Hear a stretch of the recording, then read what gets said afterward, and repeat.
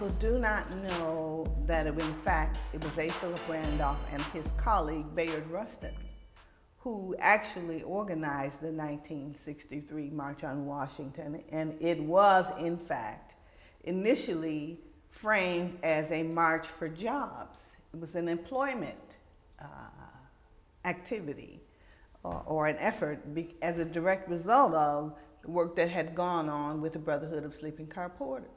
Now, I remember, I was much younger in 1963, but I do remember seeing it on television, and it was in August, and I thought, why August? It's hot in Washington in August. Why that month?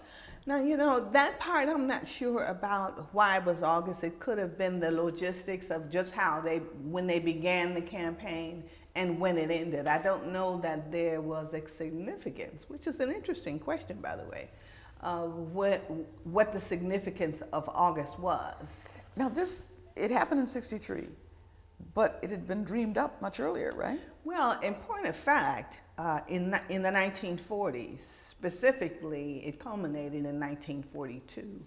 Mr. Randolph was organizing a march on Washington,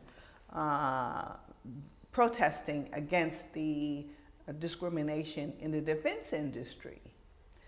Contracts given to people of color is the phrase we now use, and others.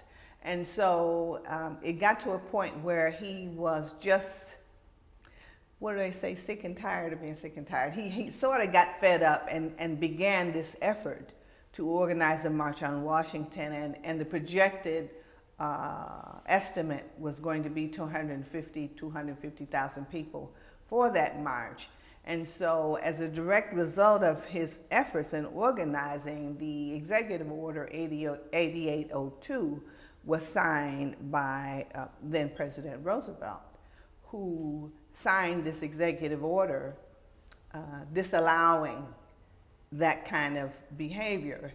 And so the march was called off, much to the chagrin of all of the Pullman porters and all of those other people who had joined in the effort, because they wanted to move forward. But Mr. Randolph's opinion was that they had gotten what they wanted, and so why march? And I often refer to it as they took it and packaged it and put it on the shelf. And that then served as the model for the 1963 March on Washington. But of course, Bayard Rustin came in and gave it legs, I say.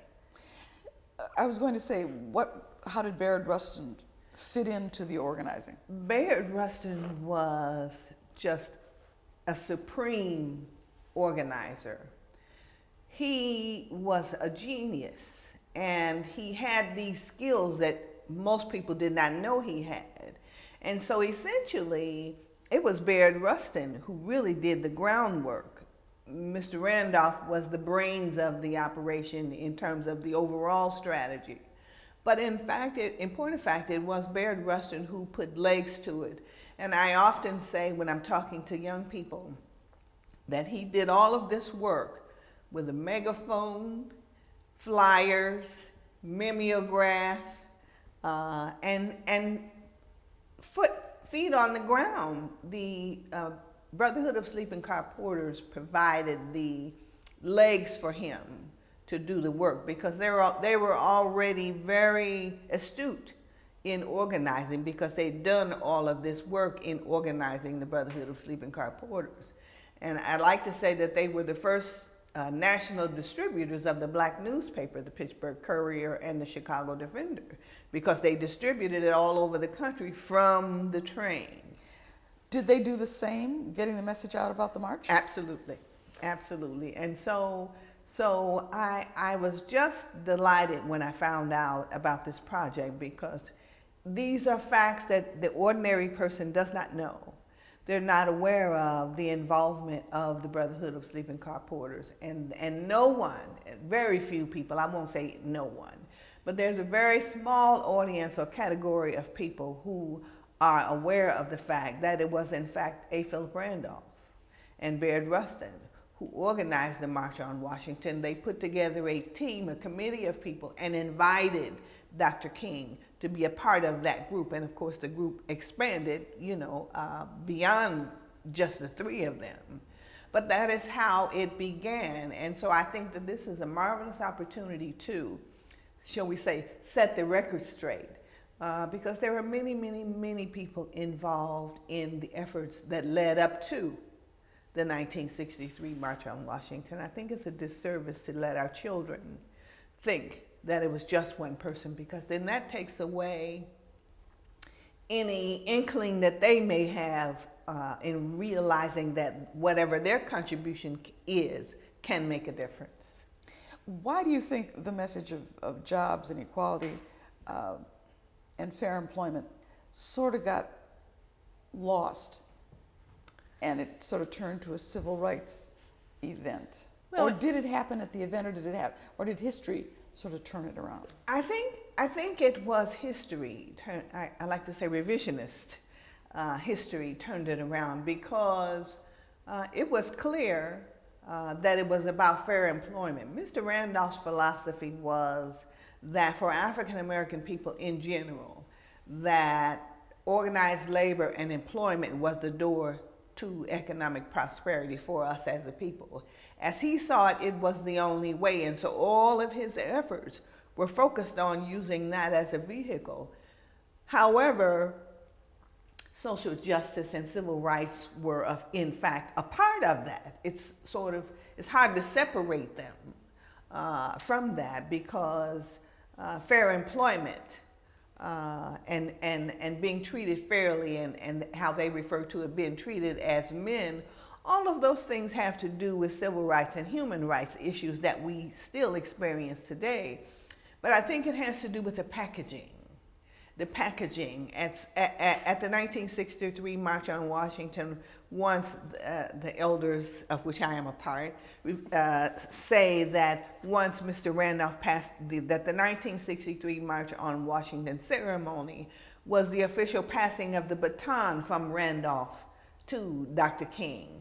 And as they say, the rest is history, because once Dr. King made that speech, then everyone, outside observation, it seems to me that everyone took off and created their own perception of what actually happened. And somehow Mr. Randolph disappeared from that whole thing. Nobody, when you talk about, if you ask any young person today, and even people in their 30s and 40s, if you ask them about the 1963 March on Washington, you will never hear them say anything about A. Phillip Randolph. They will always say Dr. King. But how did Dr. King get there? And who fed him? Most people do not know that the efforts that led up to that, those kinds of things that took place. It's like the Montgomery bus boycott. Most people do not know, when they talk about Rosa Parks, they do not know that it is a fact that E.D. Nixon, who was a Pullman porter and worked closely with Mr. Randolph under his supervision, was in fact the president of the NAACP, and Rosa Parks was Mr. Nixon's secretary. That it was a planned strategy. They planned it. There were 5 people who were designated to sit on the buses. And Rosa Parks is just the one who happened to open the door, because her bus was the one who had the confrontation. If you want people to remember one thing about the March on Washington, what would it be? I think the phrase "it takes a village" is most appropriate, because it said that there was a combination or a group of people, but that in fact it was A. Phillip Randolph who spearheaded that effort and opened the door to form a committee, to invite people in, to have the civil rights movement to take legs and take off, and create the platform for Dr. Martin Luther King to make the inroads and the progress that he made.